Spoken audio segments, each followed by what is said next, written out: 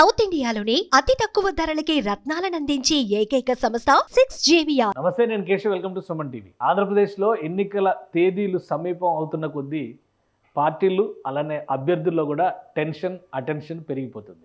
అధికార పార్టీ వైఎస్ఆర్సీపీకి సంబంధించి ఒక రూట్ మ్యాప్ని పార్టీ అధినేత జగన్మోహన్ రెడ్డి సిద్ధం చేశారు. అదృష్టవశాత్తు ఎన్నికల తేదీ ఒక నెల రోజుల సమయం అదనంగా ఇవ్వడంతో దానికి తగ్గట్టుగా ఒక భారీ బస్సు యాత్రకి రూపకల్పన చేసి ఆయన ఆ ప్రచార పర్వంలో బిజీగా ఉన్నారు. మరోవైపు క్షేత్రస్థాయిలో అభ్యర్థులు చేస్తున్నటువంటి ప్రచారం ఏ విధంగా ఉంది, వారిపైన ప్రజల్లో ఉన్నటువంటి అభిప్రాయం ఏంటి, అలానే వారి ప్రత్యర్థులు ఏ విధంగా ఉన్నారు, ప్రత్యర్థుల్ని ఎదుర్కొనే విధంగా వ్యూహ ప్రతివ్యూహాలు అనుసరించడంలో వైసీపీ నాయకులు సన్నద్ధంగా ఉన్నారా లేదా, ఈ అంశం పైన ఎప్పటికప్పుడు గ్రౌండ్ లెవెల్ నుంచి ఫీడ్బ్యాక్ తీసుకుంటున్నారు జగన్మోహన్ రెడ్డి. ఈ క్రమంలోనే అభ్యర్థుల ప్రచార విషయంలో కానీ అలానే ప్రజల్ని ఆకట్టుకోవడంలో విఫలమవుతున్నారనేటువంటి సంకేతాలు ఉన్న చోట కానీ బలమైన ప్రత్యర్థులు బరిలోకి వచ్చారనేటువంటి అంశాలను కూడా బేరీజు వేసుకోవడం ద్వారా ఇప్పుడు తాజాగా కొన్ని మార్పులకి శ్రీకారం చుట్టబోతున్నట్టుగా అంతర్గతంగా వైఎస్ఆర్సీపీలో పెద్ద చర్చ నడుస్తుంది. సో ఎక్కడెక్కడ మార్పులు జరగబోతున్నాయి, అసెంబ్లీ నియోజకవర్గాల్లోనే 13 నుంచి 15 అసెంబ్లీ స్థానాల్లో మార్పులు జరిగే అవకాశం ఉందనేటువంటి సంకేతాలు స్పష్టంగా కనిపిస్తున్నాయి. అదే జరిగితే అంత బలహీనంగా ఉన్నటువంటి అభ్యర్థులు ఎవరు, లేదా ప్రచారంలో దూసుకుపోవడంలో వెనుకపడడమే వీరు చేసినటువంటి పొరపాట, లేదా బలమైనటువంటి ప్రత్యర్థులు రంగంలోకి దిగడంతో వీరు ఇప్పుడు తమను తాము బలోపేతం చేసుకునేటువంటి క్రమంలో పార్టీ ఆలంబన కోరుతున్నటువంటి పరిస్థితి ఉందా? ఈ క్రమంలోనే పార్టీ అభ్యర్థుల మార్పు వైపు మొగ్గు చూపేటువంటి అవకాశాలు కనిపిస్తున్నాయి. ఈ అంశాలను ఒకసారి విశ్లేషించేటువంటి ప్రయత్నం చేద్దాం. ఓవరాల్గా వైఎస్ఆర్సీపీలో ఏ నియోజకవర్గాల్లో మార్పులు చేర్పులు జరిగే అవకాశం ఉంది పరిశీలిద్దాం. వైఎస్ఆర్సీపీ అధినేత ఒకేసారి 175 అసెంబ్లీ స్థానాలకు సంబంధించి అభ్యర్థుల ప్రకటన చేశారు. ఇప్పుడు ప్రచార పర్వం ఒక 10 రోజుల ముందుకు జరిగిన తర్వాత కొన్ని నియోజకవర్గాలకి ముఖ్యంగా ప్రత్యర్థుల విషయంలో వస్తున్నటువంటి అంశాలు, అలానే వ్యూహ ప్రతివ్యూహాలని అనుసరించడంలో తడబడుతున్నటువంటి నాయకులు, ఈ అంశాలను బేరీజు వేసుకోవడం, ఇతర పార్టీల నుంచి కొంతమంది కీలకమైనటువంటి నాయకులు వైసీపీలోకి వచ్చినటువంటి నేపథ్యంలో కూడా ఈ మార్పులు చేర్పులు తప్పవనేటువంటి సంకేతాలు కనిపిస్తుంది. అదేవిధంగా ఈ హిట్ లిస్ట్లో ఉన్నటువంటి నియోజకవర్గాల జాబితాని ఒకసారి పరిశీలిద్దాం. మనం ముందుగా కనిపిస్తోంది స్పీకర్ తమ్మినేని సీతారాంకి సంబంధించినటువంటి నియోజకవర్గం ఆమదాల వలసలో ఆయనకి టికెట్ ఇవ్వడం కూడా కొన్ని అనూహ్య పరిణామాల మధ్య జరిగినటువంటి పరిస్థితి అందరికీ తెలుసు. అయితే ఇప్పుడు తాజాగా వేస్తున్నటువంటి గ్రౌండ్ రిపోర్ట్స్ అలానే ఫీడ్బ్యాక్ ఆధారంగా కొన్ని నిర్ణయాలు తీసుకునేటువంటి విషయంలో ఆమదాల వలస నియోజకవర్గం ముందు వరుసలో ఉన్నట్టుగా తెలుస్తుంది. అదే క్రమంలో అనకాపల్లి నియోజకవర్గం ఊహించని విధంగా అక్కడ కొనతాల రామకృష్ణ బరిలోకి దిగడం, సో ఈ అంశాన్ని దృష్టిలో పెట్టుకొని చూస్తే అక్కడ కూడా అభ్యర్థిని మార్చే అవకాశాలు కనిపిస్తున్నాయి. ఇక పి గన్నవరం ఎస్సీ రిజర్వ్డ్ నియోజకవర్గం, ఇక్కడ కూడా అభ్యర్థిని మార్చేటువంటి అవకాశాలు ఉన్నాయనేది అంతర్లీనంగా వస్తున్నటువంటి సమాచారం. ఇక మరో నియోజకవర్గం అవనిగడ్డ, ఇవి ఉమ్మడి కృష్ణా జిల్లాలో ఉన్నటువంటి నియోజకవర్గం. ఉమ్మడి కృష్ణా జిల్లాలోనే 4 నియోజకవర్గాల్లో మార్పులు జరిగేటువంటి అవకాశాలు కనిపిస్తున్నాయి. ఎందుకంటే ఇక్కడ మనం చూస్తే ఉత్తరాంధ్రలో శ్రీకాకుళం ఒకటి, ఉమ్మడి విశాఖ జిల్లా ఒకటి, అలానే ఉభయ గోదావరి జిల్లాల పరంగా చూస్తే మొత్తం ఉభయ గోదావరి జిల్లాలో ఒకే ఒక నియోజకవర్గం కనిపిస్తుంది. కానీ ఉమ్మడి కృష్ణా జిల్లాలో 4 నియోజకవర్గాలు కనిపిస్తున్నాయి. అవనిగడ్డ, పెనమలూరు, విజయవాడ పశ్చిమం, అలానే మైలవరం. 4 చోట్ల మార్పులు తప్పదు అనేటువంటి సంకేతాలు వైసీపీలో చాలా స్పష్టంగా కనిపిస్తున్నాయి. దీనికి అనేక కారణాలు ఉన్నాయి. అంటే బలమైనటువంటి ఇతర పార్టీల నుంచి అభ్యర్థులు రావడం, అలానే జగన్మోహన్ రెడ్డి టికెట్ ఇచ్చినటువంటి అభ్యర్థులు ప్రచారం విషయంలో కొంత వెనకబడడం, ఈ అంశాలన్నింటినీ దృష్టిలో పెట్టుకోవడం ద్వారా ఉమ్మడి కృష్ణా జిల్లాలో 4 సీట్లలో మార్పులు చేర్పులు జరిగే అవకాశం ఉందనేది చాలా క్లియర్గా అందుతున్నటువంటి సమాచారం. ఇక ఉమ్మడి గుంటూరు జిల్లాలో కూడా 3 నియోజకవర్గాల్లో మార్పులు తథ్యం అనేటువంటి సంకేతాలు కనిపిస్తున్నాయి. ముందుగా మంగళగిరి నియోజకవర్గం, ఇక్కడ నారా లోకేష్ పోటీ చేస్తున్నారు, దాని మీద కూడా అక్కడ కూడా చర్చ నడుస్తుంది. అలానే గుంటూరు పశ్చిమ నియోజకవర్గం, అక్కడ మార్పు తప్పదనేటువంటి సంకేతాలు కనిపిస్తుంది. ఇక చిలకలూరుపేట నియోజకవర్గం, ఈ 3 నియోజకవర్గాలు కూడా ఉమ్మడి గుంటూరుకు సంబంధించినటువంటి నియోజకవర్గాలు. ఈ నియోజకవర్గాల్లో ఖచ్చితంగా అభ్యర్థుల మార్పు ఉంటుందనేటువంటి సంకేతాలు వస్తున్నాయి. ఇక్కడ ఉమ్మడి కృష్ణాలో చూస్తే 4 నియోజకవర్గాలు కనిపిస్తున్నాయి, ఉమ్మడి గుంటూరులో చూస్తే 3 కనిపిస్తున్నాయి. అంటే ఈ 2 ప్రధానంగా ఇక్కడ మనం ఆలోచించాల్సింది కూడా అమరావతి ఫ్యాక్టర్ ఈ నియోజకవర్గాల్లో, ఈ జిల్లాల్లో ఖచ్చితంగా ఉంటుందనేటువంటి అభిప్రాయం ఉంది.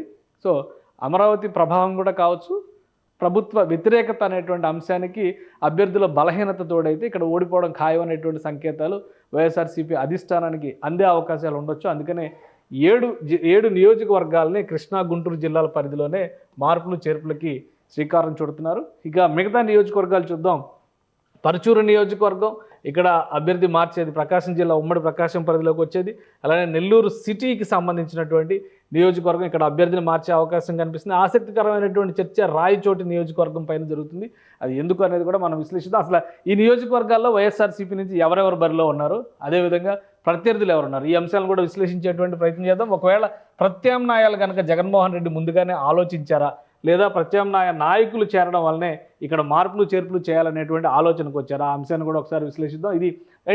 ఇందులో ఉన్నటువంటి అభ్యర్థులు ఎవరు, ముఖ్యంగా వైసీపీ నుంచి పోటీలో ఉన్నటువంటి అభ్యర్థులు ఎవరు, వారి ప్రత్యర్థులు ఎవరు, వాళ్ళ బలాబలాలను బట్టి లేదా కొత్త చేరికలను బట్టి వైసీపీ అధినేత ఈ నిర్ణయాలు తీసుకునేటువంటి అవకాశం ఉందా, విశ్లేషించేటువంటి ప్రయత్నం చేద్దాం. ఆమదాల వలస మొదటి నియోజకవర్గం, ఎందుకంటే మొదటి నుంచి కూడా అక్కడ సిట్టింగ్ ఎమ్మెల్యేగా ఉండి స్పీకర్గా రాష్ట్రానికి సేవలు అందించినటువంటి తమ్మినేని సీతారాం పనితీరు పైన స్థానికంగా వ్యతిరేకత ఉంది అనేటువంటి అభిప్రాయం ఉంది. ఈ క్రమంలోనే ఇక్కడ పాత ప్రత్యర్థులే, కోన రవికుమార్ గత ఎన్నికల్లో కూడా ఆయన ప్రత్యర్థి, ఇప్పుడు కూడా ఆయనే ప్రత్యర్థి. కానీ ఈ ఈక్వేషన్స్ అన్నిటినీ పక్కన పెట్టి చూస్తే ఇప్పుడు గ్రౌండ్ లెవెల్లో జరుగుతున్నటువంటి పరిణామాలు, ప్రధానంగా ఈ 15-20 రోజుల ప్రచారం తర్వాత కూడా క్షేత్రస్థాయిలో పెద్దగా మార్పులు లేవు అనేటువంటి సంకేతాలు వచ్చిన నేపథ్యంలో ఆమదాల వలస సీట్లో మార్పు తప్పదనేటువంటి సంకేతాలు వైసీపీ నుంచి కనిపిస్తున్నాయి. ఇక రెండో నియోజకవర్గం అనకాపల్లి నియోజకవర్గం. ఇక్కడ మలసల భరత్ కుమార్ పోటీ చేస్తున్నారు.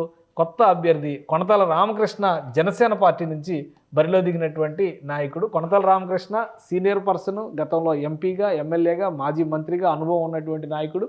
ఈ నేపథ్యంలో అక్కడ ఇంకొక పరిణామం, అనకాపల్లి లోక్సభ స్థానం బరిలో జరుగుతున్నటువంటి పోటీ, సీఎం రమేష్ బరిలో దిగడం కూడా ఇక్కడ కలిసి వస్తున్నటువంటి అంశం జనసేన పార్టీకి.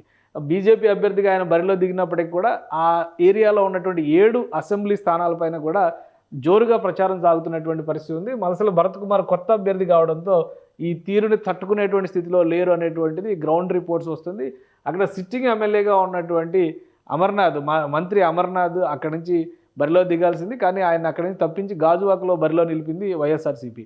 సో ఈ నేపథ్యంలో ఇక్కడ ఈ అభ్యర్థిని మార్చే సంకేతాలు స్పష్టంగా కనిపిస్తున్నాయి. ఇక పి గన్నవరం పరిస్థితి మరొక డిఫరెంట్ అంశంగా మనం చూడాల్సి ఉంటుంది. ఇది ఎస్సీ రిజర్వ్డ్ నియోజకవర్గం. ఇక్కడ జనసేన పార్టీ పోటీ చేస్తుంది. ఇక్కడ కూడా జనసేన పార్టీ అభ్యర్థి గిడ్డి సత్యనారాయణ బరిలో ఉన్నారు. విపర్తి వేణుగోపాల్ సిట్టింగ్ ఎమ్మెల్యే అక్కడ బరిలో ఉన్నారు. కానీ ఆయన పైన ఉన్నటువంటి వ్యతిరేకత, సిట్టింగ్ ఎమ్మెల్యే పైన ఉన్నటువంటి వ్యతిరేకత గిడ్డి సత్యనారాయణ కలిసి వస్తుందనేటువంటి ఆలోచన ఉండడంతో పి గన్నవరంలో కొన్ని మార్పులు చేయాల్సినటువంటి అనివార్యత ఉందని వైసీపీకి క్షేత్రస్థాయిలో నివేదికలు అందినట్టుగా తెలుస్తుంది. మరీ ముఖ్యంగా 1-2 రోజుల క్రితమే ఇక్కడ పాముల రాజేశ్వరి మాజీ ఎమ్మెల్యే జనసేన పార్టీ నుంచి టికెట్ ఆశించి భంగపడ్డటువంటి నాయకురాలు, మాజీ ఎమ్మెల్యే, ఆమె వైఎస్ఆర్సీపీ తీర్థం పుచ్చుకున్నారు. ఈ క్రమంలోనే రాజేశ్వరికి ఈ సీటు కేటాయించేటువంటి అవకాశం ఉంటుందనేటువంటి ప్రచారం జోరుగా సాగుతుంది.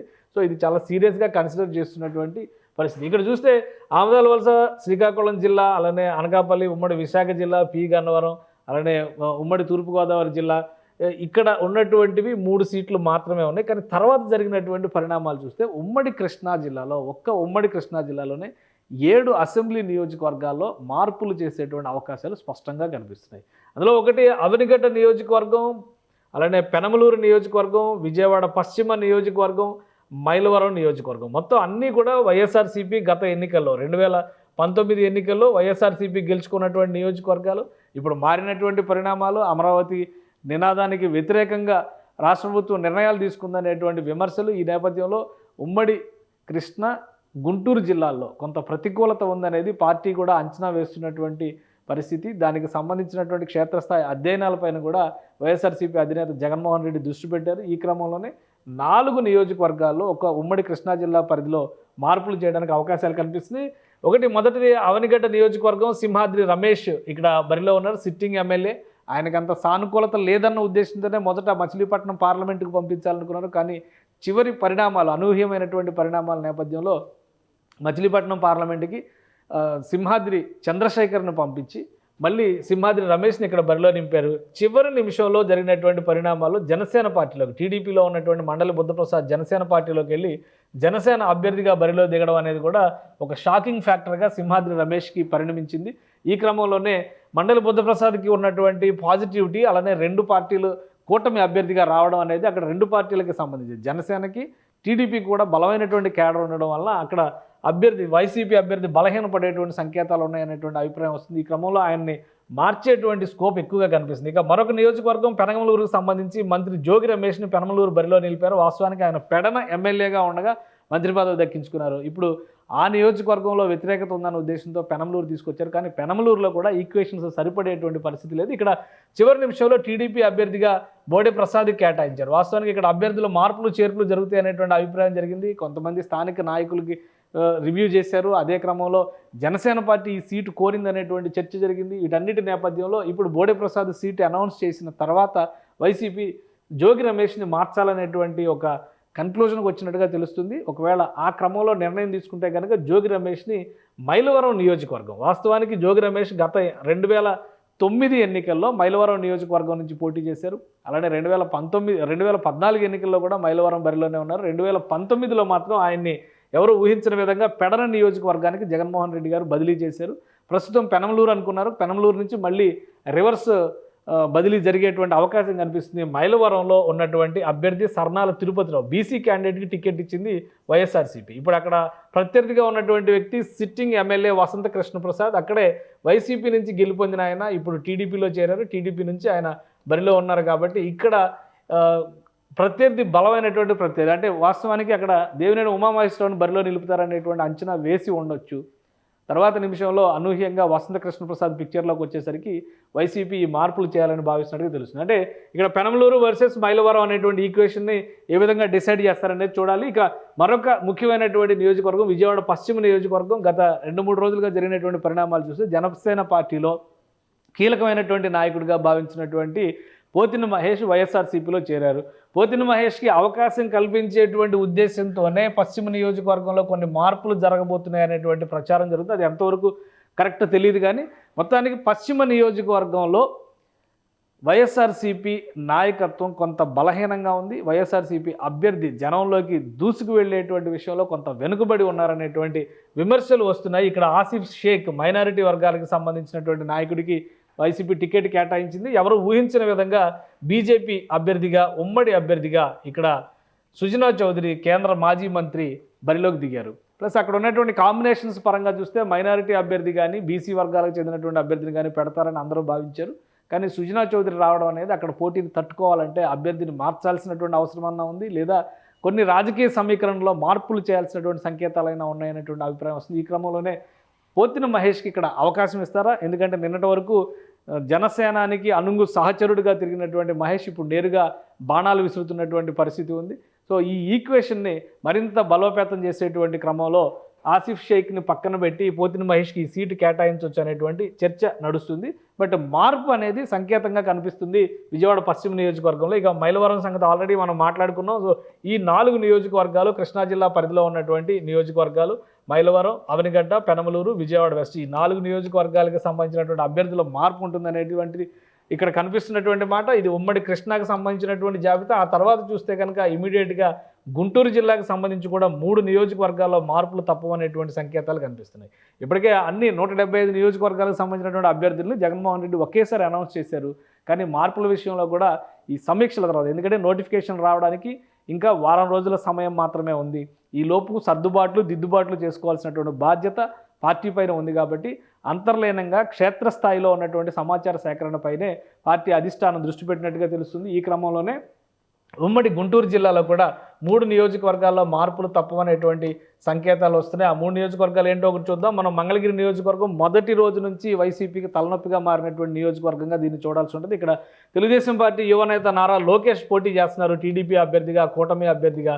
సో ఈ నేపథ్యంలో ప్రత్యర్థిని ఎవరు పెట్టాలనేటువంటి చర్చ మొదటి నుంచి జరుగుతుంది. చివరి నిమిషంలో అనూహ్యంగా మురుగుడు లావణ్యకి బీసీ వర్గాలకు చెందినటువంటి నాయకురాలికి అవకాశం ఇచ్చారు. అయితే నారా లోకేష్ను తట్టుకోవడంలో ఇక్కడ వైసీపీ అభ్యర్థి బలం సరిపోవడం లేదనేటువంటి సంకేతాలు ఉన్నాయి. ఇక్కడ ఆల్టర్నేటివ్స్ కూడా చాలా ఉన్నాయి. ఎందుకంటే గతంలో కూడా బోలెని ఆప్షన్స్ చూశారు. గంజి చిరంజీవిని పరిశీలించారు. అలానే ఆల్రెడీ సిట్టింగ్ ఎమ్మెల్యే ఆర్కే ఆళ్ళ రామకృష్ణారెడ్డి ఉన్నారు, కాండ్రు కమల మాజీ ఎమ్మెల్యే అక్కడ ఉన్నారు. ఎవరికి ఇస్తారు వీళ్ళలో అనుకునేటువంటి ఊహలకు అన్నిటికీ కూడా భిన్నంగా మురుగుడు లావణ్యకి టికెట్ దక్కింది. కానీ ఇప్పుడు ఆ అభ్యర్థిని మార్చేటువంటి అవకాశాలు కనిపిస్తుంది. ఇక మరొక ముఖ్యమైన నియోజకవర్గం గుంటూరు వెస్ట్. విడుదల రజని వైసీపీ నుంచి ఇక్కడ బరిలో దిగుతారనేటువంటిది అధికారికంగా చేసినటువంటి ప్రకటన. టీడీపీ కూటమి నుంచి పిడుగురాళ్ల మాధవ్ ఇక్కడ బరిలో దిగారు. ఇప్పుడు గుంటూరు వెస్ట్లో మార్పులు తప్పవనేటువంటి సంకేతాలు వస్తున్నాయి. విడుదల రజనీని అక్కడి నుంచి మార్చాలని, ఎందుకంటే ఆమె చిలకలూరిపేట సిట్టింగ్ ఎమ్మెల్యే. కానీ మంత్రిగా ఆమెకు వచ్చినటువంటి వ్యతిరేకత, అలానే రకరకాల ఆరోపణలు విమర్శల నేపథ్యంలో ఆమెని వెస్ట్ నియోజకవర్గానికి బదిలీ చేశారు. వెస్ట్ నియోజకవర్గంలో కూడా సానుకూలత లేదనేటువంటి అభిప్రాయం వస్తుంది. ఈ క్రమంలోనే ఒక బీసీ అభ్యర్థిగా ఆమెను ఎంపీ లోక్సభ బరిలో నిలపాలి, ఆ విధంగా లోక్సభ బరిలో ఉన్నటువంటి రోసయ్యని ఇక్కడ ఎమ్మెల్యే అభ్యర్థిగా బరిలో నిలపాలనేటువంటి చర్చ అంతర్గతంగా జరుగుతుంది. సో గుంటూరు వెస్ట్లో కూడా మార్పు తథ్యం అనేటువంటి సంకేతాలు కనిపిస్తుంది. ఇక చిలకలూరుపేట నియోజకవర్గం ఆల్రెడీ 2 అభ్యర్థులు మార్చారు. సిట్టింగ్ ఎమ్మెల్యేని కాదని కావేటి మనోహర్ నాయుడికి అవకాశం కల్పించారు. ఇప్పుడు కావేటి మనోహర్ నాయుడిని కూడా పక్కన పెట్టే అవకాశాలు కనిపిస్తున్నాయి. మర్రి రాజశేఖర్కి ఈ సీటు కేటాయించవచ్చు. వైసీపీలో చాలా కాలంగా ఉన్నటువంటి నేత, ఈ సీటు కేటాయించేటువంటి అవకాశాలు ఉన్నాయనేటువంటి సంకేతాలు వస్తున్నాయి. ఇక్కడ వరకు ఉమ్మడి గుంటూరు జిల్లా అంటే ఉమ్మడి కృష్ణా, ఉమ్మడి గుంటూరు జిల్లాలు కలిపి చూస్తేనే 7 నియోజకవర్గాల్లో మార్పులు కనిపిస్తున్నాయి. మొత్తం 13-14 నియోజకవర్గాల జాబితా ఉంటే అందులో కనీసం సగం నియోజకవర్గాలు ఈ 2 జిల్లాల్లోనే కనిపిస్తున్నటువంటి పరిస్థితి ఉంది. ఇక చివరి నియోజకవర్గాలు మనం చూద్దాం. పరచూరుకు సంబంధించి ప్రకాశం జిల్లాలో నియోజకవర్గం ఇది. ఇక్కడ ఎడం బాలాజీ బరిలో ఉన్నారు. Eluru Sambasivarao sitting MLA, TDP నాయకుడు, ఆయన బరిలో ఉన్నారు. ఇక్కడ కూడా మార్పు తప్పదనేటువంటి సంకేతాలు కనిపిస్తున్నాయి. ఇక్కడ కూడా జనసేన పార్టీ నుంచి కొంతమంది నాయకులు వస్తున్నారు, కొంతమంది వచ్చారు. ప్రకాశం జిల్లాలో కొన్ని ఈక్వేషన్స్లో బదలాయింపులు జరగాలంటే సీట్ల మార్పు జరగాలనేటువంటి చర్చ నడుస్తుంది. ఆ క్రమంలోనే పర్చూరు నియోజకవర్గం హిట్ లిస్ట్లో ఉందనేటువంటి విషయం కూడా తెలుస్తుంది. ఇక మరొకటి నెల్లూరు అర్బన్, నెల్లూరు సిటీ నియోజకవర్గానికి సంబంధించి ఖలీల్ అహ్మద్కి ఈ సీటు కేటాయించారు. ఇక్కడ మాజీ మంత్రి నారాయణ టీడీపీ అభ్యర్థిగా బరిలో ఉన్నారు. ఇక్కడ కూడా మార్పు తప్పదనేటువంటి సంకేతాలు కనిపిస్తున్నాయి. ఖలీల్ అహ్మద్ పోటీ విషయంలో అంటే మరొక బీసీ వర్గాలకు చెందినటువంటి నేతకి ఈ సీటు కేటాయించాలనేటువంటి ప్రతిపాదన వస్తున్నట్టుగా తెలుస్తుంది. అందుకనే ఈ విషయాన్ని కూడా చాలా సీరియస్గా కన్సిడర్ చేస్తున్నటువంటి పరిస్థితి. ఇక మరొక కీలకమైన నియోజకవర్గం రాయచోటి నియోజకవర్గం. రాయచోటి నియోజకవర్గంలో ఎమ్మెల్యేగా గడికోట శ్రీకాంత్ రెడ్డి ఉన్నారు. చాలా సన్నిహితమైనటువంటి జగన్మోహన్ రెడ్డికి, ఆయన కుటుంబానికి చాలా సన్నిహితమైనటువంటి నాయకుడు. అయితే ఒక 2 రోజుల క్రితం జరిగినటువంటి పరిణామాల్లో రాయచోటి టీడీపీ నేత రమేష్ రెడ్డి పార్టీ వీడి దాదాపు 25 సంవత్సరాలు టీడీపీతో జర్నీ చేసినటువంటి నాయకుడు వైసీపీలోకి వచ్చారు. కాబట్టి ఆయనకు ఒక హామీ లభించింది, ఇక్కడ అభ్యర్థి మార్పు ఉంటుంది, అలానే శ్రీకాంత్ రెడ్డికి ప్రత్యేకమైనటువంటి స్థానం ఇచ్చేటువంటి అవకాశం ఉందనేటువంటి ప్రచారం జరుగుతుంది. సో ఈ అంశం పైన అలానే ఇక్కడ ప్రత్యర్థిగా ఉన్నది మండిపల్లి రాంప్రసాద్ రెడ్డి టీడీపీ అభ్యర్థిగా రాయచోటిలో బరిలో ఉన్నారు. సో మొత్తం ఒక 13 నియోజకవర్గాలు షార్ట్ లిస్ట్ అవుతున్నాయి. ఇంకా 1-2 నియోజకవర్గాలు దీనికి యాడ్ అయ్యేటువంటి అవకాశం ఉందనేటువంటి మాట వైసీపీ వర్గాల నుంచే వినిపిస్తోంది. సో మొత్తం ఈ జాబితానంతా కూడా రెడీ చేసిన తర్వాత ఒకేసారి, ఎందుకంటే రాబోయేటువంటి వారం రోజుల్లోనే ఈ మార్పులు చేర్పులకు సంబంధించినటువంటి చర్చ జరగాలి. ప్రచారానికి సంబంధించి తగినంత సమయం అభ్యర్థులకు ఉండాల్సినటువంటి అవసరం ఉంది. కాబట్టి జగన్మోహన్ రెడ్డి ఒక 2-3 రోజుల్లోనే తన బస్సు యాత్రని కొనసాగిస్తూనే ఈ సమీక్షలన్నిటిపైన దృష్టి పెట్టినట్టుగా తెలుస్తుంది. ఒక 2-3 రోజుల్లోనే అసెంబ్లీ నియోజకవర్గాలకు సంబంధించి కనీసం 10 నుంచి 15 నియోజకవర్గాల్లో మార్పులు చేర్పుల ప్రకటన చేసేటువంటి అవకాశం ఉంది. ఇందులో 1-2 క్యాండిడేట్లకి సంబంధించి అసెంబ్లీ బరి నుంచి తప్పించి లోక్సభ బరిలో వాళ్ళని నిలిపేటువంటి అవకాశాలు కూడా స్పష్టంగా కనిపిస్తున్నాయి. సుమన్ టీవీలో మీ పర్సనల్ అండ్ బిజినెస్ ప్రమోషన్స్ కోసం కింది నెంబర్కి కాంటాక్ట్ చేయండి.